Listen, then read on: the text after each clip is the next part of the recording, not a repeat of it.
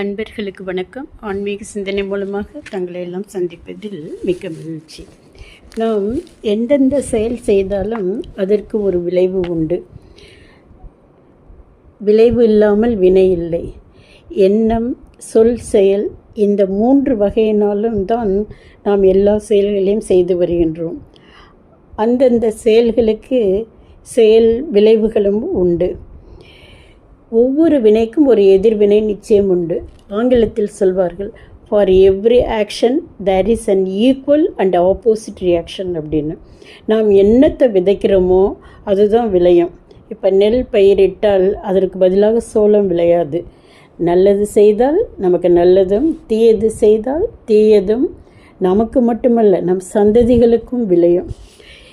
இந்த சொல், செயல், நினைப்பு இவைகளால் இந்த 3 எதனாலும் நாம் பிறருக்கோ இல்லை நமக்கோ மனசாலேயோ உடம்பாலேயோ இல்லை இப்போதோ இல்லை பிற்காலத்திலோ துன்பம் விளைவிப்பதாக இருந்தால் அதுதான் பாவம்.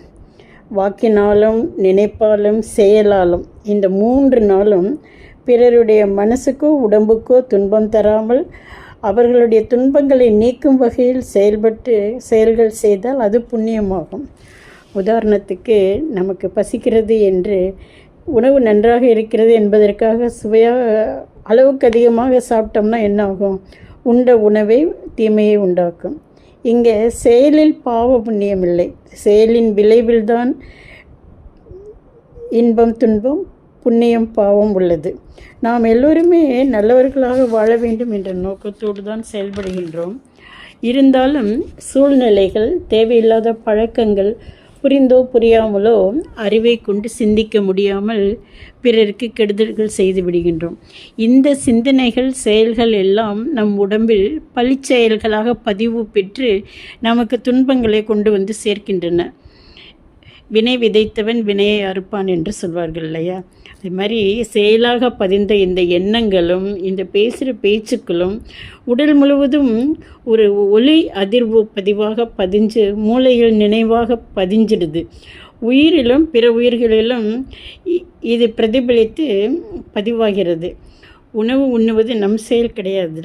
ஆனால் அந்த உணவானது இரத்தம், மாமிசம், கொழுப்பு, எலும்பு, மஜ்ஜை, சுக்கிலம் இப்படி பல சத்துக்களாக மாற்றப்படுகின்றது இல்லையா? அது நம் செயல் இல்லை. அந்த வேலையை நமக்காக வேறு யாரும் செய்யவும் முடியாது. ஆனால் ஏதோ ஒரு ஆற்றல் பிரபஞ்சம் முழுவதும் நிரம்பி அணு முதல் அண்டம் வரை எல்லாவற்றையும் இயக்கிக் கொண்டிருக்கிறது. அதுதான் இறைசக்தி. ஏதோ ஒரு சக்தி இயக்குகிறது. 9 ஓட்டைக்குள் உள்ளே போய்விட்டு வெளியே வருகிறதே மூச்சு. அந்த இயக்கம் யாரால் நடைபெறுகிறது? அந்த சக்தியின் கால்களில் இருந்து புறப்பட்டு திரும்ப அந்த சக்தியின் கால்களில் போய் சேர்ந்து விடுகின்றன.